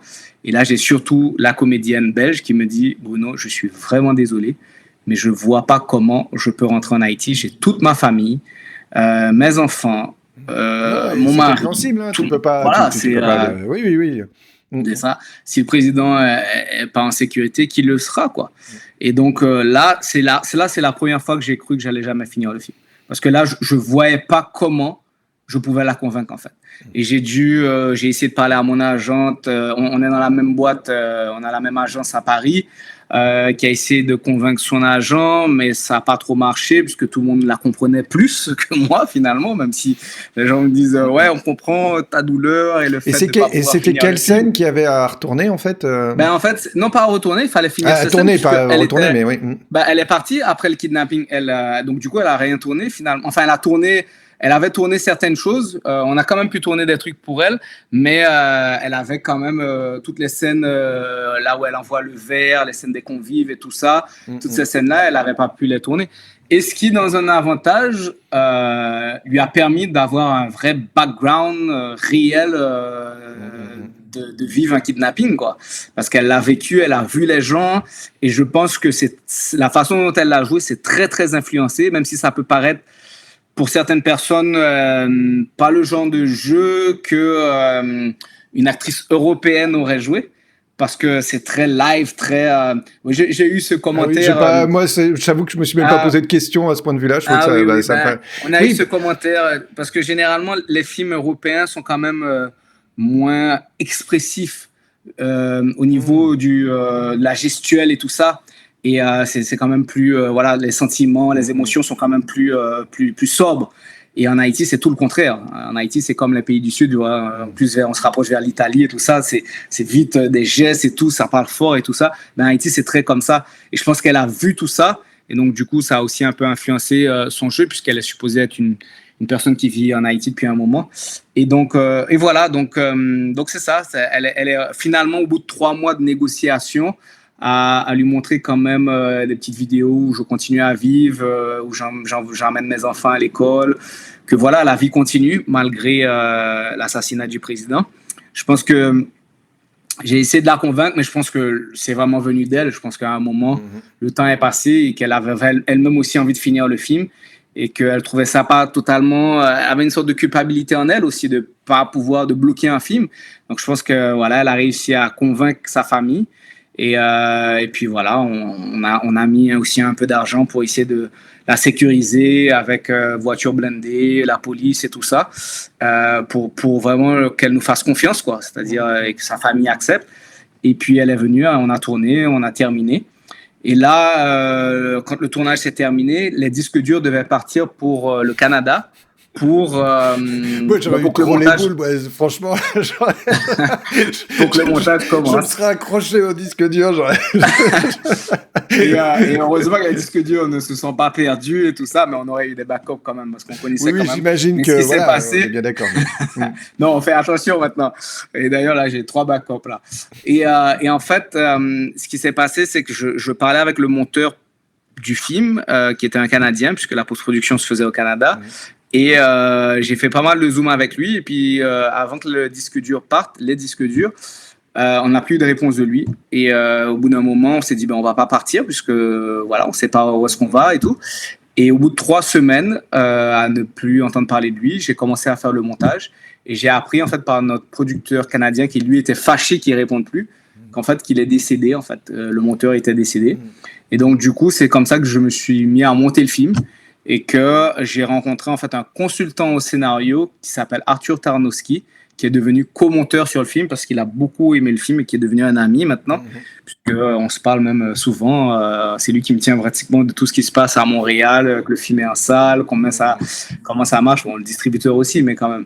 Voilà, donc c'est ça. Et puis la post-production a été très compliquée aussi, ça a duré super longtemps, encore pour des questions budgétaires.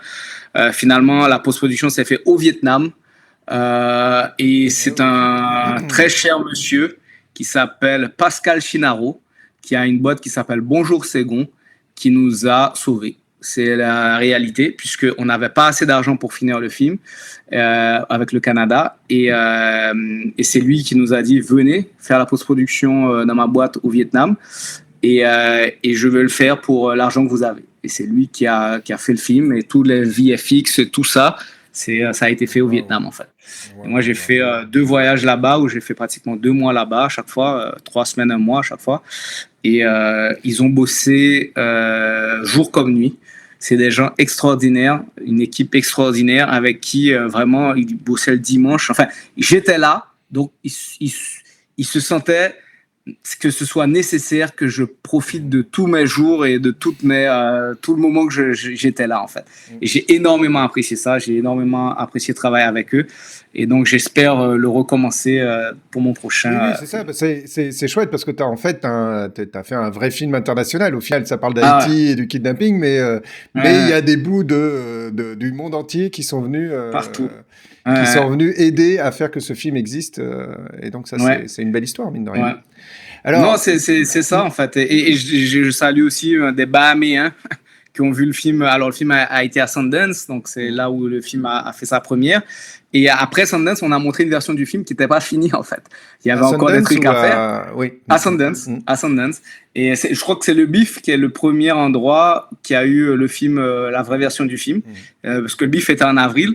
Donc après Sundance, en fait, on a pu avoir ces Bahaméens en fait qui nous ont donné le dernier montant pour finaliser le film. Il restait encore du mixage sonore, des trucs à faire, et voilà. Donc c'est eux qui nous ont, voilà. Et au final, ce qui est fantastique, c'est parce que malgré en fait toutes les difficultés de tournage que tu as pu rencontrer, que l'équipe a pu rencontrer, au final, ça ne se voit pas dans le film. Ouais, au final, on a une œuvre qui tient la route, qui est où on n'est même pas, je veux dire, on peut être conciliant par rapport à certains films et autres parce qu'on sait que ça s'est passé dans telle ou telle condition. Là, il y a pas besoin puisque le film fonctionne tel quel, même si on n'a pas toute l'histoire que tu viens de nous raconter. Ouais. On a comment dire, on a quelque chose qui fonctionne de lui-même avec effectivement de l'inspiration. On en a parlé de Tarantino, mais avec, je veux dire, sa propre voix. On n'est pas. C'est vrai que pour le vendre, en tout cas au BIF, il y avait marqué Pulp Fiction, etc. Et mais c'est vrai qu'il y a un petit côté, voilà, et tu le dis toi-même, mais il n'y a pas que ça. Et surtout, il y a deux acteurs, moi, qui m'ont vraiment marqué, donc Doc et ceux qui jouent Doc et Zoé, donc Rolafton, c'est ça? Rolafton de Mercure et Jasmuel Andry, qui sont, moi, je trouve absolument fantastiques. Alors, je vais essayer de mettre, voilà, les deux personnages là, c'est les deux qui sont au fond là. Derrière. Qui sont derrière. Alors évidemment, on ne démérite pas non plus. Alors, j'ai pas leur nom, si tu peux me les donner. Oui, alors c'est Patrick Joseph à droite et alors droite pour moi. Et Laura, c'est Jessica Geneus qui joue Laura, qui est aussi une réalisatrice qui a fait un film qui s'appelle Freda, qui était sélectionné à Cannes, certains regards, et qui est en train de réaliser son deuxième film. Alors elle est une actrice connue en Haïti, et moi j'ai eu l'occasion de travailler avec elle énormément dès que j'ai commencé à faire de la pub en Haïti. Je crois que la toute première pub que j'ai fait, c'était avec elle. Donc c'est une amie aussi, et ce sont tous des amis d'ailleurs. C'est des gens avec qui j'ai travaillé beaucoup en fait. Et c'est vrai que bon, les deux du fond sont les acteurs principaux, mais les autres occupent une bonne partie de l'écran aussi, et ça fonctionne très très bien. Chacun est très juste. Il y a beaucoup de tendresse, on sent de la tendresse, mais même entre eux. Et toi vis-à-vis d'eux, c'est très drôle. Franchement, je vous conseille de voir Kidnapping Inc. Là, vous avez eu l'histoire autour du film. On va pas trop dévoiler ce qui se passe dans le film, mais en tout cas, c'est vraiment un très bon film. C'est un œil carnivore approved, vraiment. Et je remercie d'ailleurs le BIF de m'avoir fait découvrir ce film. Et c'est vrai que c'est un des festivals où on peut voir ce genre de film qui finalement est très peu distribué.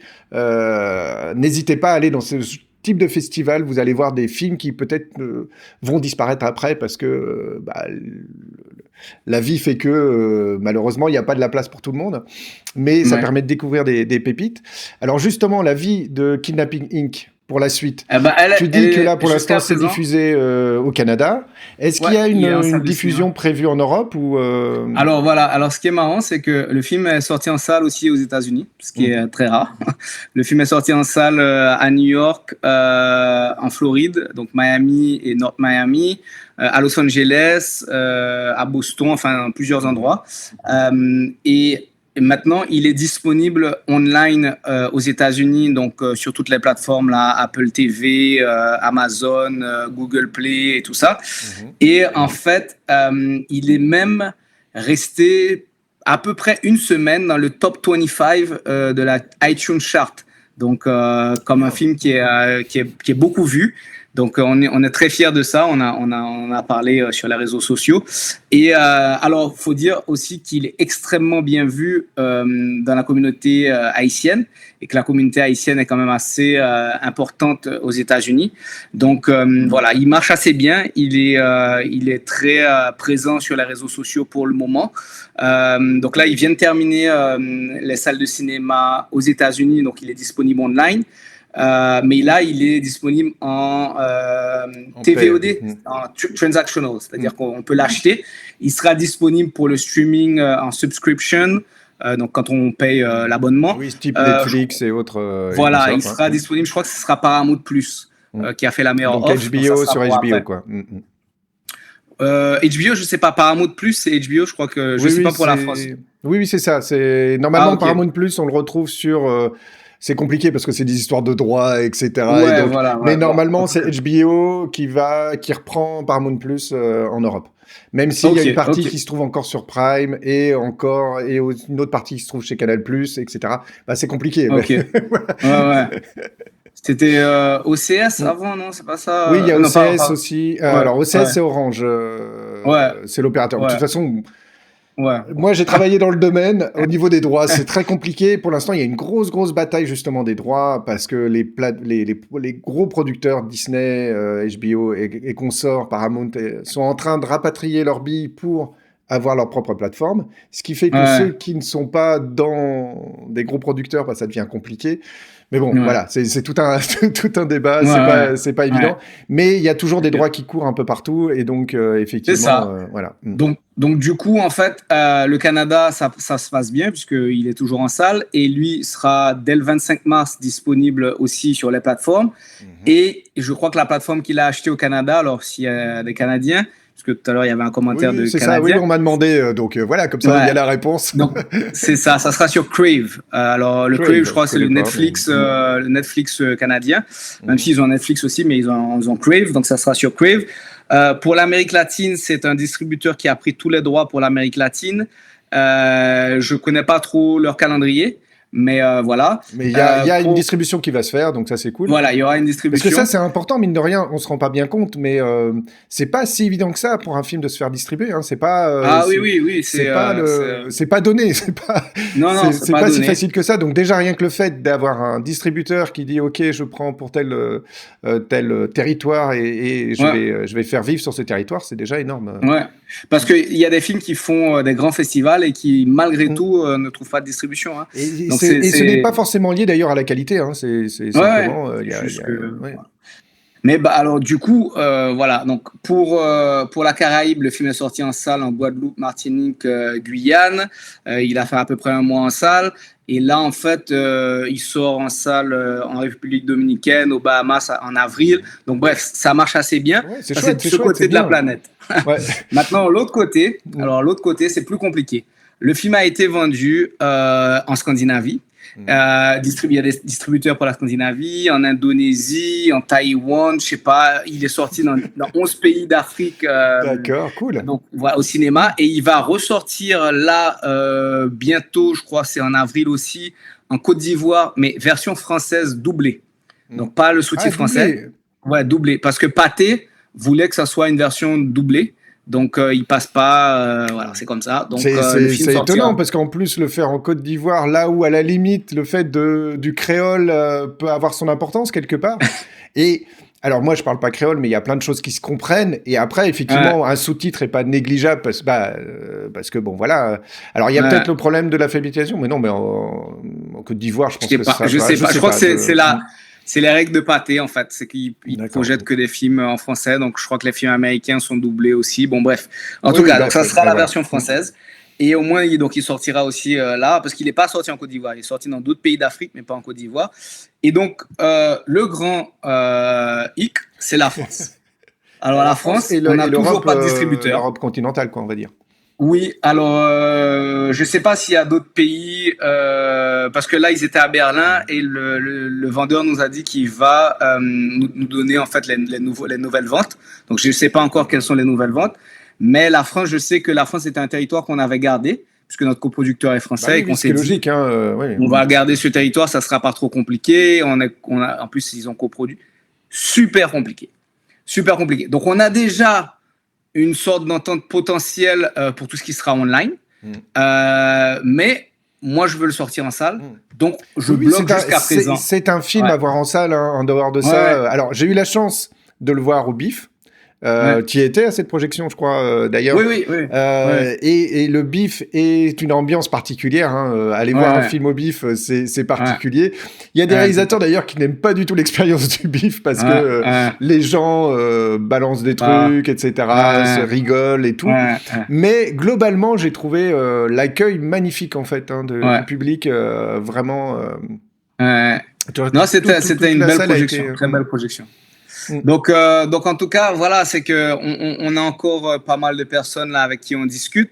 J'espère vraiment qu'une personne, voilà, acceptera de faire, voilà, ce défi, quoi, de projeter un film haïtien en créole en France. Et il y a la version doublée aussi, s'ils veulent mettre les deux.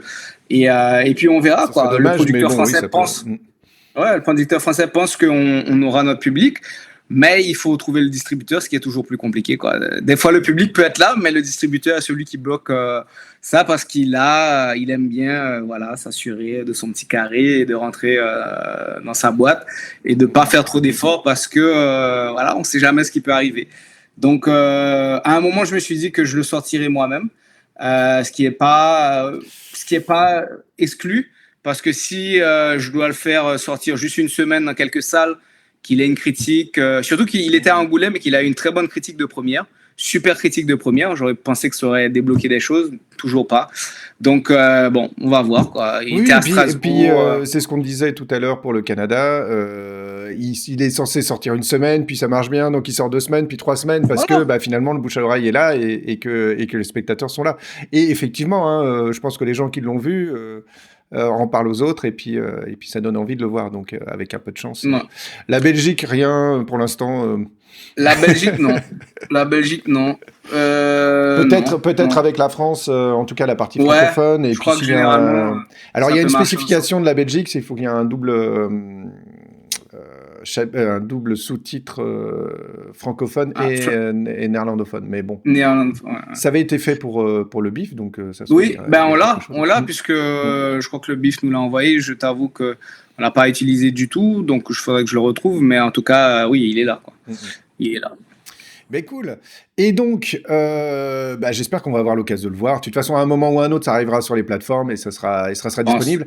Mais le cinéma, voilà, c'est pas la même chose d'être coincé avec un film. Hein. Moi, je viens de voir The Brutalist, par exemple. Je vais aller voir. C'est 3h30. Si t'es pas coincé avec, c'est pas la même expérience. Voilà. Surtout quand c'est long comme ça. Oui, voilà, c'est ça. Mais le cinéma, c'est une expérience à part entière. Même si on a un très grand écran, un bon son, ça donnera jamais la même chose. Jamais. Le niveau d'attention ne sera jamais le même, en fait. D'être dans une salle noire, d'un grand écran, d'être un truc immersif, quoi, comme ça, c'est impossible. C'est impossible de recréer ça. Et je suis toujours content quand les gens voient le film au cinéma, même si ça me fait plaisir que les gens m'envoient des messages pour me dire qu'ils ont vu ça sur Apple TV, tout ça. Mais au cinéma, je sais qu'ils l'ont vu dans les conditions optimales. Il y a par exemple des gens qui me disent « Ouais, mais là, je le regardais, mais par exemple, à un moment, je n'entendais pas. » Je dis « ça, je dis plus rien. Je ne sais pas dans quoi tu écoutes, je ne sais pas ce que tu regardes, je ne peux rien te dire. » quoi. Voilà, quoi.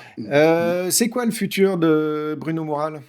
En fait, parce que tu disais t'avais quand même pas mal ouvert de portes. Ouais.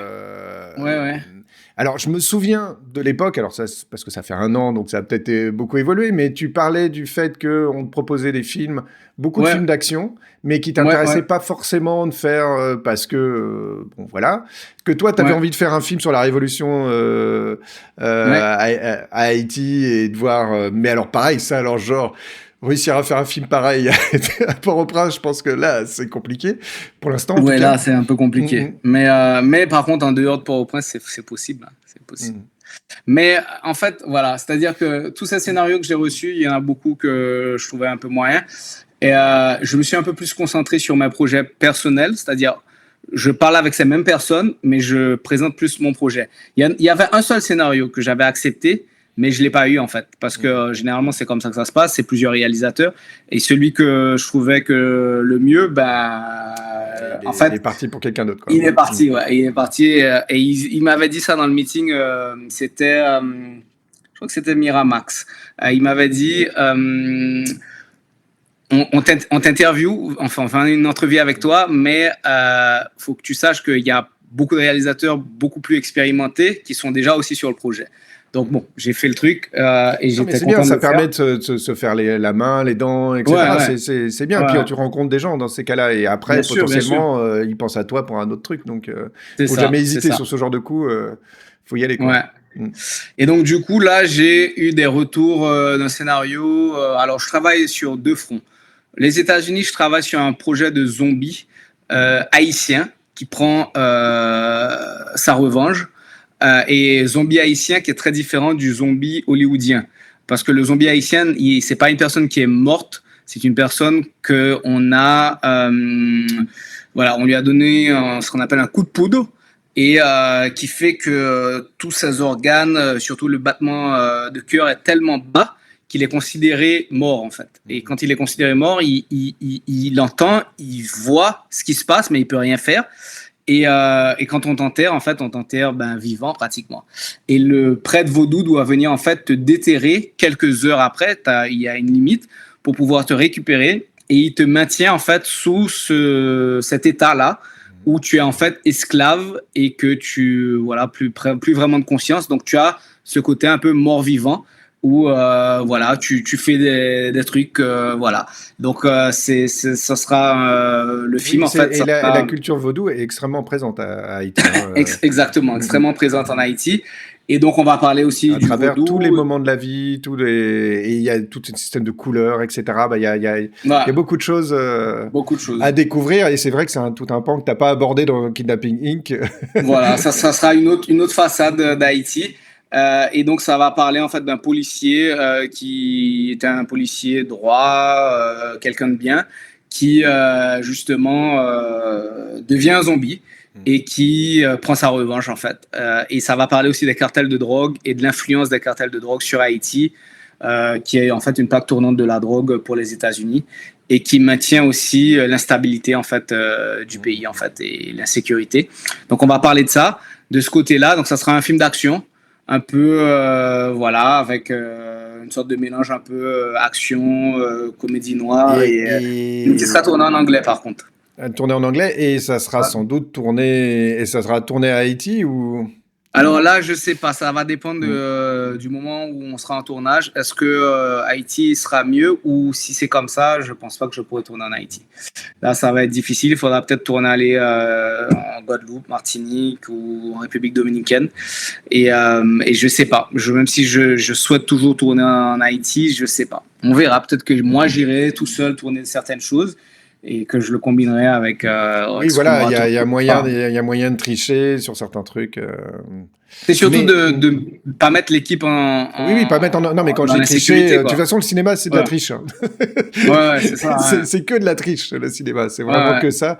Mais effectivement, le fait de le tourner... tourner ce Kidnapping Inc. À Haïti, tu vois Port-au-Prince derrière, parce que c'est principalement Port-au-Prince qu'on voit. Ouais. Mais j'avoue que même si c'est de la triche, il y a quand même... Alors, j'ai vu The Substance. Je savais... En fait, j'aurais préféré l'avoir vu sans savoir qu'ils ont tourné dans le sud de la France pour faire passer Los Angeles. J'ai vu que le sud de la France pendant tout le film. Oui. J'ai jamais pu voir Los Angeles, en fait. Comment il s'appelle le film de Audiard qui est censé se passer au Mexique? Emilia Pérez. Emilia Pérez, pareil, où il y a pas... à part 2-3 plans, mais rien n'est tourné au Mexique. Ouais, là, pour moi, encore une fois, c'est une question de perception, et d'ailleurs, je sais même pas si je l'aurais. Bon, en même temps, je l'ai lu quelque part, et j'avoue que des fois, ça passe bien. En fait, c'est ça, c'est que ça passe bien. En même temps, je peux pas dire que non, mais l'énergie, de toute façon, tu l'as dit toi-même, l'énergie de Kidnapping Inc. n'aurait pas été la même si tu avais tourné ça à côté, ne serait-ce pour l'actrice belge, etc. Ça serait pas et puis, on voit quand même pas mal de rues, on voit pas mal de choses. C'est difficile. Là, de Substance, en fait, j'ai comme eu l'impression qu'en fait, qu'ils ont...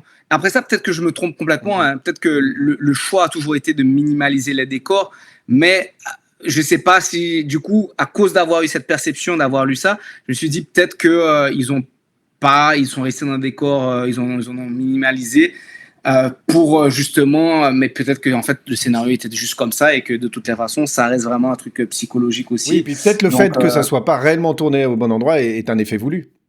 Et peut-être que pour c'est un créer effet voulu aussi. le décalage, etc. hein. Des fois, c'est bêtement ce genre de peut-être. choses. C'est vrai qu'en même temps, c'est supposé représenter Los Angeles, mais ça peut être un Los Angeles intemporel aussi, en fait. Oui, donc, c'est quelque donc chose voilà. qui n'est pas... Donc, pas que ça agisse sur le film, hein, ça a été juste une impression parce que j'avais lu ça un tout petit peu avant. Et puis, Oui, des fois, du coup, une information qu'on a peut gâcher, entre guillemets, peut en tout cas altérer ça la gâché, perception qu'on a. mais altérer ça m'a la... juste, c'est juste certains bâtiments. En plus de ça, j'ai été à Los Angeles 2 fois là récemment.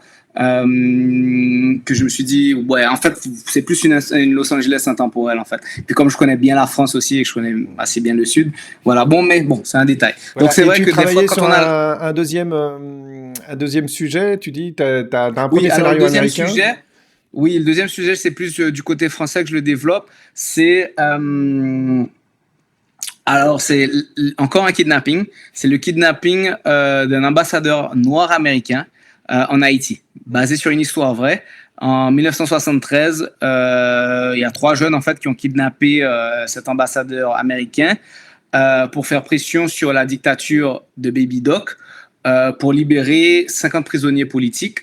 Et la personne qui va se retrouver au milieu de cette négociation, ça sera en fait un ambassadeur français qui s'appelait Bernard Dorin, que j'ai eu l'occasion de rencontrer malheureusement quelques, je crois, mois avant son décès. Et donc voilà, je veux parler de ça et je veux parler aussi de l'influence des États-Unis et de la France sur Haïti et ce qu'elle était et les conséquences peut-être de ce qu'elle est aujourd'hui.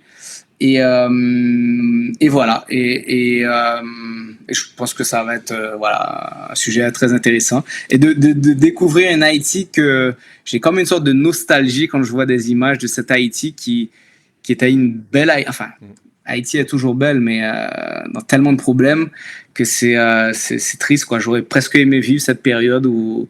alors bizarrement il y a la dictature, mais il y a une architecture, une éducation, il y a un peuple, il y a des gens qui y vivent, il y a tout ça. C'est ça qui crée la magie. Mais cool. Cet après-midi, en repensant au film, je me suis dit que ça ferait une super BD aussi. Il n'y a pas un projet autour de ça ou parce que je me dis qu'un petit hard-boil bien dessiné, il y aurait moyen de faire quelque chose de très sympa sur le même scénario. Il y a peut-être un truc à chercher. Le truc qu'on avait réfléchi, c'est que Zo entende que Doc est encore vivant en Haïti, qu'il est devenu un zombie. Mais bon, non, sérieusement, c'est pas vraiment. En même temps, c'est-à-dire, le film a tellement consommé de mon énergie et de mon temps que je suis content qu'il est là et j'en suis fier, mais j'ai vraiment pas envie de retourner dessus, même si j'aurais été trop content de rebosser avec la plupart des comédiens. Mais non, je crois qu'il faut passer à autre chose là. Cool. Eh bien, un grand merci à toi. En tout cas, d'être venu autour des micros de l'œil carnivore. Merci beaucoup. Ça fait très plaisir. Merci à tous ceux qui ont regardé. Merci à Snippy, Tibabouk et Baudouin là, d'avoir commenté. Mais il y a du monde qui est passé petit à petit, voir l'entretien. De toute façon, ça va être... pas tout de suite, mais dans 15 jours, normalement, ça sera disponible sur YouTube en replay, cool, et puis en podcast, etc. J'ai hâte de voir tes prochains travaux, en tout cas, de voir comment ça va se faire. Ça va pas prendre 10 ans. Oui, c'est la difficulté, hein, c'est toujours la même chose. Ce qui est chouette, c'est que effectivement, d'un côté, tu arrives à continuer à essayer de vivre l'aventure haïtienne, entre guillemets. Peut-être qu'entre les deux, tu devras faire quelque chose de plus... oui, peut-être. Je suis ouvert à ça aussi. International, là, enfin. Ou... Pas forcément, mais Luc, je cherche pour manger, quoi, pour. Parce que voilà, il y a des fois, il n'y a pas trop le choix, mais je pense qu'en tout cas, c'est un sacré boulot. Kidnapping Inc. Et une belle réalisation. Donc, chapeau aussi au chef-op. Hein, on a vu un petit peu, mais vraiment un Martin très Levent. bon clivage. Qui est français, très sympathique d'ailleurs. Français, oui, et avec qui on discute jusqu'à présent. Là, je lui parle de Knox. Knox, c'est le projet de l'ambassadeur américain qui a été kidnappé. Donc, on parle de ça. Je lui ai envoyé aussi le projet du zombie qui s'appelle Ogu. Donc voilà, oui, j'aimerais bien que la collaboration continue. Où est-ce qu'on peut voir aussi parce que tu as parlé de la réalisatrice qui a fait Freda, etc., qui elle continue une carrière, mais je sais que l'acteur qui joue, alors je sais plus son nom, mais celui qui est kidnappé. Lui a dit j'arrête. Oui. Il veut plus être. Il était là au veut bif, plus être acteur. Il était là au bif. Il a dit non mais c'est bon là. On m'aura plus. Et les deux autres, où est-ce qu'on peut les voir, Doc et Zoé? Alors, juste une parenthèse rapide sur Patrick, c'est que lui, avant même de faire le film, il m'avait dit il joue plus en fait. Donc il a accepté, c'est une exception le film en fait. Il a accepté de faire un dernier coup en fait. Donc lui, il est devenu pasteur et il habite en Allemagne. On a Doc, c'est Jasmine Landry, donc son vrai nom Jean-Samuel Landry, qui est aussi co-scénariste sur le film. Lui, il habite aux États-Unis maintenant. Donc, il travaille sur ses projets. Donc, lui, son objectif, c'est vraiment d'être scénariste plus qu'acteur. Mais je sais qu'il avait été approché par une agence pour une carrière d'acteur aux États-Unis. Je sais qu'il travaille sur son anglais, pour peut-être lancer une carrière aux États-Unis, mais il continue à écrire. Zo, par contre, Rolaf Tonmerkur, lui, il est en France. Il fait beaucoup de théâtre, il continue. Il a toujours été très, très présent dans le théâtre. Il écrit aussi des livres, il fait pas mal de poésie. Enfin, il est très artiste. Donc, il suffit d'aller se renseigner et on peut retrouver leurs travaux un peu partout et voir. C'est chouette. C'est chouette. Ouais. Un grand merci. Merci à toi. Et puis, peut-être dans quelques temps pour parler de ton prochain film. Ça sera le principe. Je l'espère. On travaille dur pour ça. Ouais. Et puis, je sais que c'est compliqué, c'est pas simple. Donc, bravo. En tout cas, bravo d'avoir réussi à aller mener jusqu'au bout. C'est un travail de plusieurs années. Donc, voilà, chapeau. Et puis, merci à tous ceux qui ont suivi l'interview jusqu'ici. N'hésitez pas à liker, partager, vous abonner à la chaîne. Ça fait toujours plaisir. N'hésitez pas à commenter.